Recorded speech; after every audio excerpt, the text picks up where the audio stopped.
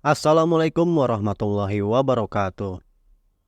Dalam sebuah video dari channel YouTube Ibnu Kalam yang berjudul Ayat Al-Quran yang Aneh, seri 1, beliau berpendapat bahwa Quran Surah Ali Imran ayat 65 merupakan ayat bermasalah.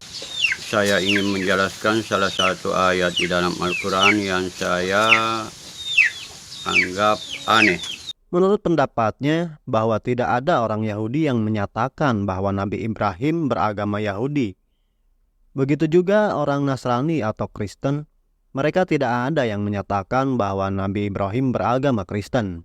Bagi saya ayat ini bermasalah, saudara, karena ahli Taurat juga tidak ada yang meyakini bahwa Ibrahim itu orang Yahudi. Demikian pula pengikut agama Kristen atau Nasrani tidak ada yang mengakui bahwa Ibrahim itu orang Nasrani, ya, beragama Kristen. Tidak ada, sepengetahuan saya. Beliau merujuk pada Quran Surah Ali Imran ayat 65 yang berbunyi, "Wahai ahli kitab, mengapa kamu berbantah-bantahan tentang Ibrahim? Padahal Taurat dan Injil diturunkan setelah dia. Apakah kamu tidak mengerti?" Ibnu Kalam ini bingung dengan maksud ayat tersebut. Bahkan ketika membuka tafsir Ibnu Katsir yang sudah nyata menjelaskan kejadiannya, Ibnu Kalam tidak juga memahami apa yang dia baca. Dan yang lucu adalah ketika beliau mau membahas kembali Quran Surah Ali Imran ayat 65, justru Ibnu Kalam kebingungan mencari ayat tersebut dan malah nyasar ke Quran Surah As-Saffat ayat 105. Yang inna mana tadi, yang seperti yang digambarkan di dalam Al-Quran yang saya tunjukkan tadi, ya, di dalam Quran Surah As-Saffat. Jelas di sini beliau pun malah berargumen lain dan bertolak belakang dengan apa yang dibahas di awal video barusan. Untuk itu mari kita luruskan pemahaman sesat yang dilakukan oleh seorang bapak tua bernama Ibnu Kalam.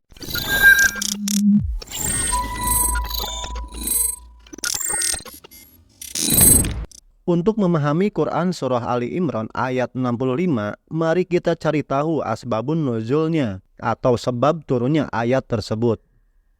Ketika seorang Ibnu Kalam membuka tafsir Ibnu Katsir, maka di situ menerangkan tentang sebab turunnya ayat yang dimaksud.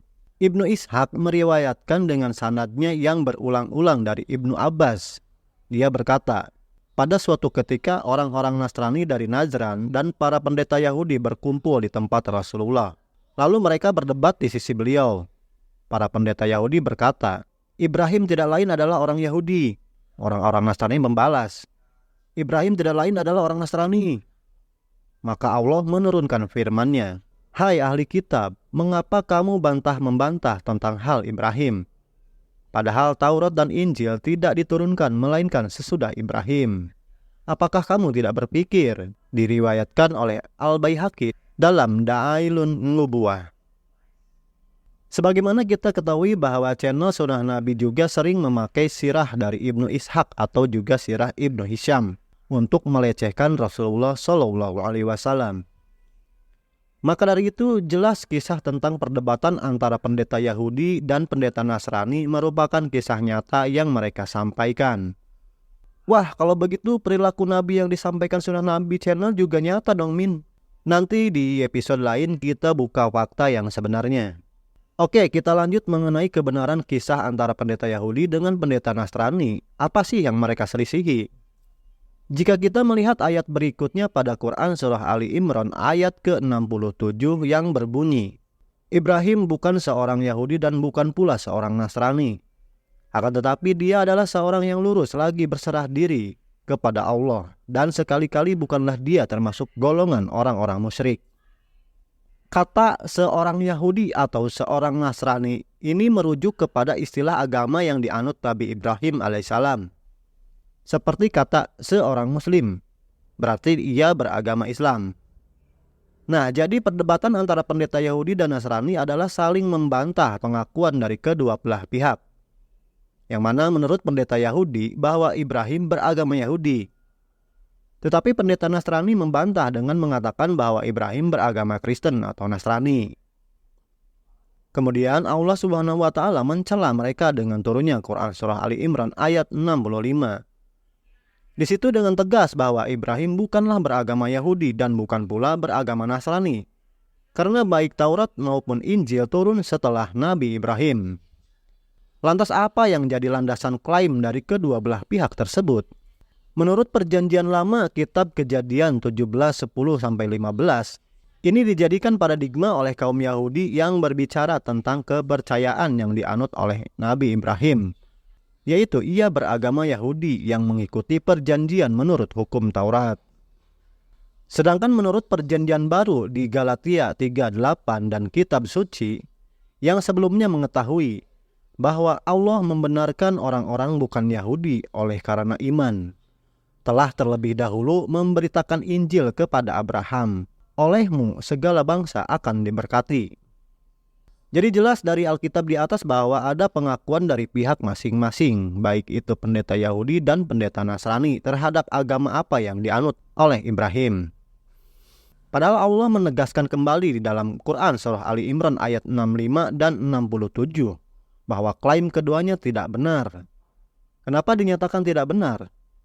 Ya memang karena kitab Taurat diberikan kepada Nabi Musa dan kitab Injil diberikan kepada Nabi Isa atau Yesus menurut Kristen, yang mana kedua kitab tersebut ada setelah Nabi Ibrahim. Maka dari itu apa yang dijelaskan oleh Ibnu Kalam merupakan argumen dan narasi sesat yang tidak berdasar dan hanya mengandalkan logika saja tanpa ada referensi-referensi yang ia lampirkan. Jadi menurut saya yang aneh itu Ibnu Kalam, bukan ayat Al-Quran yang dimaksud. Saran saya buat Mbah Ibnu Kalam, pelajari saja Alkitab Anda.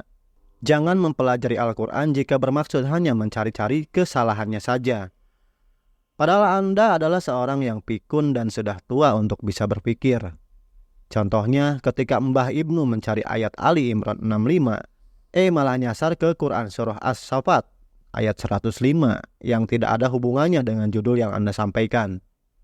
Akhir kata, semoga ini menjadi pelajaran bagi semua orang untuk tidak mempelajari sesuatu tanpa dasar. Wassalamualaikum warahmatullahi wabarakatuh.